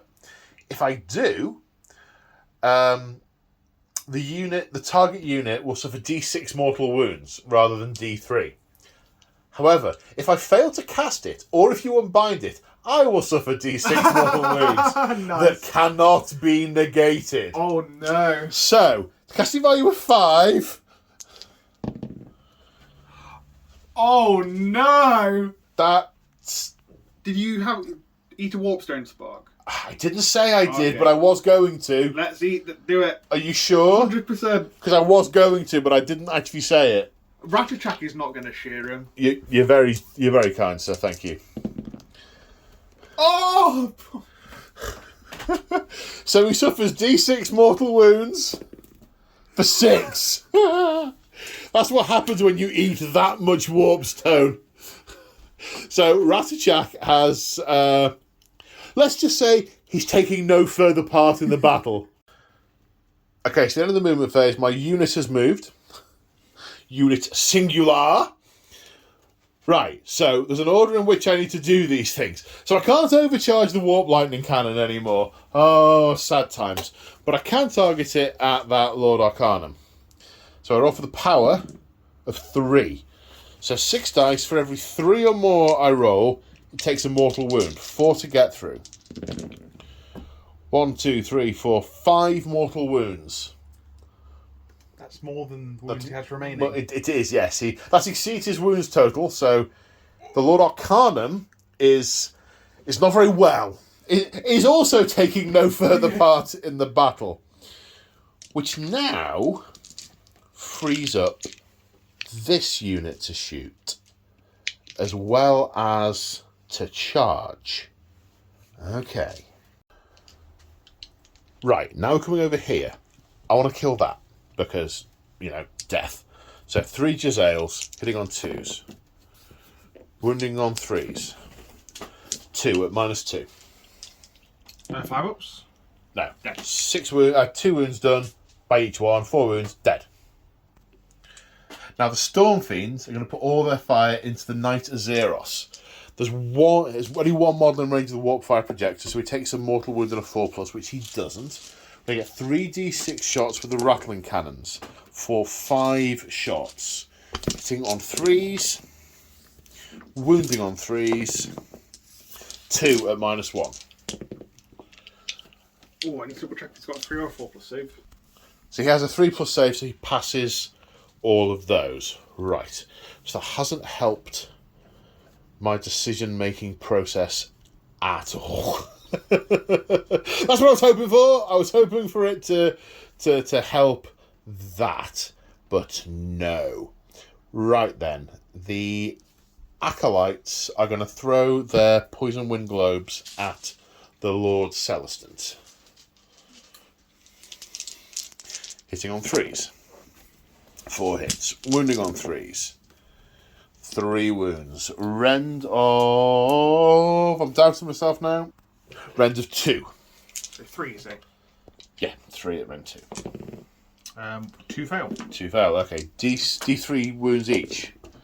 For 5 damage. How many does he have? I believe he has 8. he has a grand total of 7. 7. Okay, that being the case, I'm going to fire the other 3 Jezzails into him. Hitting on 2s. Wounding on 3s. 2 at -2. So 5s. So 4 damage. He goes down. So now we're going on to the charge phase. I'm going to charge the Storm Fiends. 10. Works for me. And they've ended up here. And Joe stopped me in my tracks and is unleashing hell. So 22 attacks, hitting on 5 because of -1. 10 hits out of 22 on 5s. Winning on 4s. Not bad, you know. 1, 3, So 4, 7. 5. Yeah, 7. At Rend 1, 7 saves of 5+. Okay, pass 3. So 4 fail. That is enough to kill that guy. And he's the punchy combat one. And then 3 damage go through. Right. Piling in. And doing the violence. Okay, so Joe's all out defensing. I'm all out attacking. 8 attacks, hitting on 3s with crushing blows. So that's all hit. Wounding on 3s. That's 5 wounds, but it saves up to 3+. But each one that gets through is a dead Stormcast. So 3s. 3 dead. I'll buy that for $1, as it were. Yeah. And 15 attacks back. 3s and 3s. 3 to wound. And 5 saves at round 1. 5 saves of 5+. 4 go through, taking that to 6, killing that guy, and putting 1 damage on this one. Right, in my Battle Shock phase, I'm going to issue Inspiring Presence to that guy, so he doesn't have to take a Battle Shock test. They're an elite unit, they can issue orders themselves. I believe they're my only unit left on the battlefield that can receive orders. So, which does beg a question, actually. When I was unleashing hell over there, did I actually have a unit leader to do it? I need to check a couple of cards. I might be doing that wrong. Yeah, just put and check the cards. None of those units have got leaders. So when I was issuing those orders before, I should not have been. So, sorry, Joe. It's all good. We're quite a way past correcting that. Also, they're lunatic scry acolytes. If they've got poison, they're going to throw them irrespective. Well, yes, I guess this is true. Actually, when I did do that, I did no damage. It comes out in the wash then. Yeah. Happy Yeah. days. Although I also shot with those, or did I? I can't remember. I'm sure. Yeah. Answers on a postcard. I've got to put quite. Okay. Stormcast, all 6 of them, and a couple of random humans. Turn 3. Okay, second shortest hero phase ever. It's the Knight of Zeros' finest hour. That is all. The other movement phase. This Desolator has moved up towards the Jezzails. It's going to ride through them and onto the Norhole. The Knight of Zeros, whose finest hour it is flying towards the Norhole to bathe it in the light of Sigmar. The prosecutors have obviously stayed put because they're in combat. Galen Vendensk has moved up, taking aim at that Storm Fiend. Dorelia Vendensk has stayed still, taking aim at that Storm Fiend. So, where are we starting, sir? We'll start off with Galen Vendensk. With the pistol shot of... 3 shots. Hitting on? 3s. Okay, and wounding on? 3s as well. So that is 2 wounds at Rend 1. Okay, 2 saves of 5+. 1 pass, 1 fail. Damage? Just the one? Just the one. Unless you're a wizard. Nope. Or a demon. Nope. Okay, just the one? Just ace. Just ace. Just ace. Then the Dorelia. His daughter in crime. 2 in anti-crime. Yep. 2 shots because she stayed still. Yep, she's steady aim. 3s. On 3s. So 1 hit. And 1 wound. Minus 2. save for 6. What? A 2 fails. So that's gone through. Damage? 2. 2 takes it up to 4. And I now assume lots of magical glowing hammers are going to be hurled at me. Absolutely. 4 to hit. 4 to wound. 2. 2. Rend 1. So 2 saves of 5 plus. Pass 1, fail 1. He's taken 5 damage. They have 6 wounds each. It is not dead yet. You're going to have to do that in combat. Yeah, we'll give it a college try. Okay, is the Dracoth going to warp lightning zap these Jezzails? Stormblast, yep, absolutely, on a 4. Yep, D3 more wounds. 2. Kills 1. Charges? Charges. Okay, where are we starting? We'll start with the... Okay, don't get snake eyes. You didn't get snake eyes. Are you sort of riding through them and slicing them down as you go? Yes, absolutely. Let's do that. Okay, and the Knight Azeros. Forward to victory! Yes! Oh, yes. He is in. And he is really quite miffed because it's not cricket. No, it really isn't. It's not cricket. Okay, so that's all the charging. I assume. Oh, it's Galen Galen. Van Dens, he's absolutely going for it. Not on a 6, however. No, okay. Right, where are we starting? Let's brutally murder these. Storm of Annihilation. Okay. Oh, that is so mean and really cool. 2s and 2s. And also the lantern is going to be targeting the Gnaw hole. No, I don't think so, Joe. We'll target that then. It's not in range of the lantern. Oh, yeah, those guys. 2s to wound. 6. I mean, it's shining on the Gnaw hole in the same way as I can't all out defense the Gnaw hole. I don't think you can lantern it. Well, anyway, it's like the thing is, it makes them easier to hit because the light's burning me and I'm shying away from it. Right, I'm not defending quite so well. As opposed to exposing. As opposed to just being rock. And I've no idea what just happened. There were 6 saves to make it -2. Were you following along at home, folks? We weren't following along in the garage. Right. Well, okay. My Storm Fiend is going to attack. And I've got a command point, so I'm going to all-out attack. Hitting on 3s. 2 hits. Wounding on 3s. 1 wound. Save of a 4+. No. Kill 1. Ha! Blaze of Glory. Uh-oh. Just get a 6. Just get a 6. Just get a 6. That fries what's left of the insane rat mutant body. Now the Knight Azeros with his Starblade. So you're all out attacking. Oh yes. There's a bit of something on the table there. What's that come off? That's curious. Probably a piece of storm vermin or something. Storm Fiend. Turns out it's a knob off this guy. It lives there. That would have so been swept up in the rubble. Anyway, slight digression. Yeah, really dramatic moment. Yes. So, Starblade. 5 attacks. All out attack. He's going for it. Hitting on 2s. So 4 hits. 4 hits. The Starblade wounds on 2s. Because it's 3s normally, but it's his finest hour. Finest hour. So that is 4 wounds. At Rend 1. Rend 1. So 4 saves of 4+. Failed 2 of them. The Gnaw hole has 2 wounds remaining.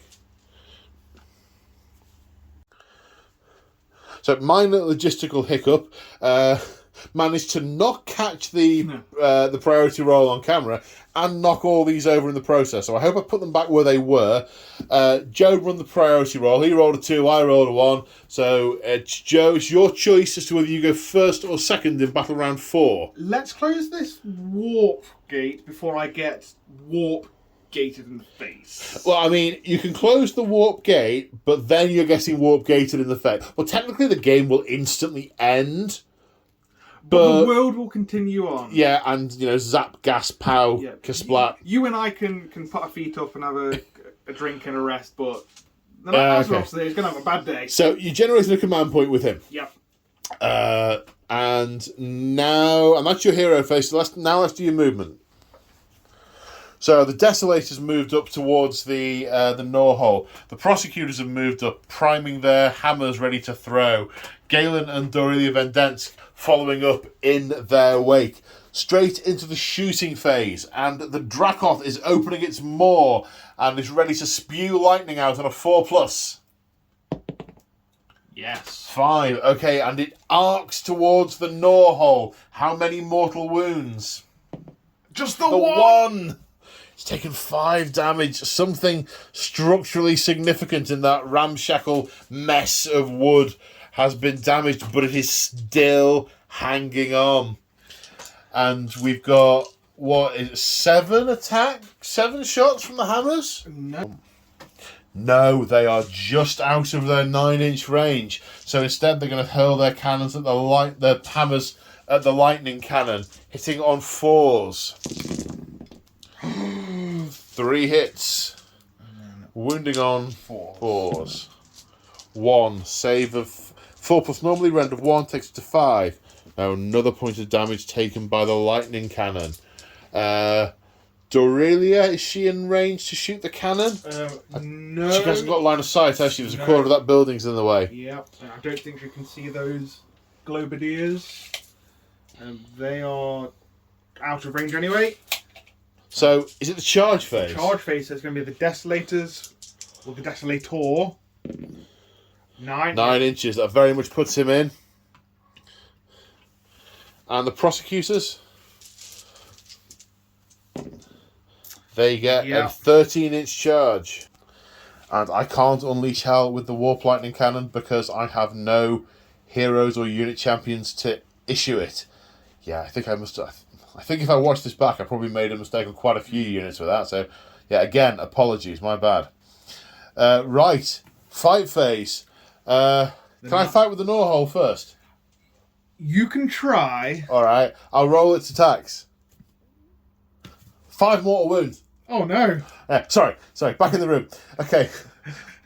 The Night Azaroth, before he gets warp led in the back. All attacking again? All out attacking. So 5 attacks hitting on 2s. Hitting on 2s. 3 hits. Wounding on 3s because it's not his finest hour anymore. Just 1. -2. Or was it -1? -1. -1, save for 4+. The Norhole survives. Now, the Desolator, he is not outnumbered. So he only gets 5. Only gets 5 attacks. Hitting on 3s. So 3 hits. Winning on 3s. 2 at rend 2. -2. 2 saves of 5+. And he hacks down a vital wooden strut, and the Norhole collapses in on itself. And the heroic charge of the Knights Excelsior have sealed up all 3 Norholes. It is a major victory to the Stormcast Eternals. However, as they look up and finish off the Skaven in the immediate vicinity, they realise that before they sealed them, thousands upon thousands of Skaven have poured into the city and have gone to ground in the sewers, into buildings, and half the city is ablaze. Well, what do you make of that, Joe? Just happy. Just very happy. I have to say, after your second turn, I thought you were going to absolutely sweep me off the board. Oh, yeah, bear in mind, your first thing, you didn't get to shoot your Storm Fiend or some of your yourselves. They were nails, especially with Ratchet buffing them. Oh, I know. With those warp tokens, yeah. I think if I'd had a couple more Warlocks as well, that would have made the army would have sung a little bit more. But yeah, I mean, this was all really Skaven shooting. There wasn't really very much combat punch in there. But the one that you had, though, what a punch with the Ratchet Doom Coven as well. That did some work. But the stars of the game for me with Prosecutors, large unit of Prosecutors really did some work. Really hypermobile, lots of shooting, lots of attacks. Really did some good stuff, especially with the Knight of Zeros. Yeah, giving them leading +1 to hit, it's really good useful. stuff. And I like the Vendensks following in the wake. Yeah, like a scintillating trail of Azerite energy. They're following along and lending any aid that they can. Oh, yeah. I mean, the double damage on wizards and demons, though. Oh yeah, that's nice. You know, you're reading a war story, like, oh, that's cool, that's cool. Wait, did I read that correctly? And then when you realise that she's one-shotting wizards at 2-foot range. Yeah. That stung a bit. Yeah, absolutely. Yeah. And we both painted a lot of minis for this game. A lot of the Dracoths and the Dracolines. Yeah. I thought the sort of them sweeping in, I thought that was great. When we spoke about this game before, it's like, we'd really want to try this, but can we actually make it work? What do we need? And then both of us, we were kind of like, let's just do it. Let's just get it on the table and play it. And I think it's come to fruition, and it's awesome. And I had a lot of Clan Skyer stuff to pay, because I wanted the Skaven army to be all about Skyer, because this was Ratachak coming out, and it's all of his guys, and obviously a few sort of hireling clan rats. But yeah, the thing that became obvious to me was clan rats can be quite good if you've got other clan verminous units to buff them. A bit disappointed I made the mistake with all of the with the lack of unit leaders, but I'll live and learn, I guess. That was immense fun. Yeah, the Giselle was like, they were great. What I love most about when I'm playing a war game is I just want everything that does what it's meant to do in universe, and the Giselles were absolutely nails. The warp lightning cannon doing 12 mortal wounds and blowing up. The rattling gun doing and then exploding.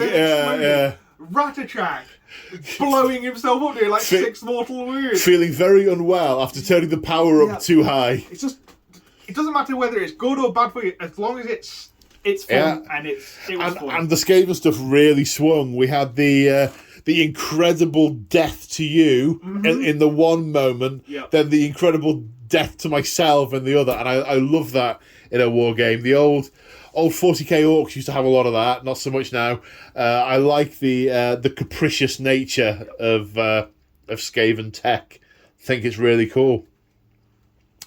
Well, I hope you guys enjoyed watching this as much as we enjoyed filming it, because we have had an absolute blast. If you want to support me, feel free to look at the description of this video. There's a number of different ways in there if you are so inclined. And watch out for, this was episode 8, watch out for episode 9 coming up in the near future on the channel. In the meantime, big thank you to Morton Joe for both building, painting an army and bringing it along today for this game. And thank you all at home for joining us. So until next time, say bye, Morton Joe. Bye, Morton Joe. Bye.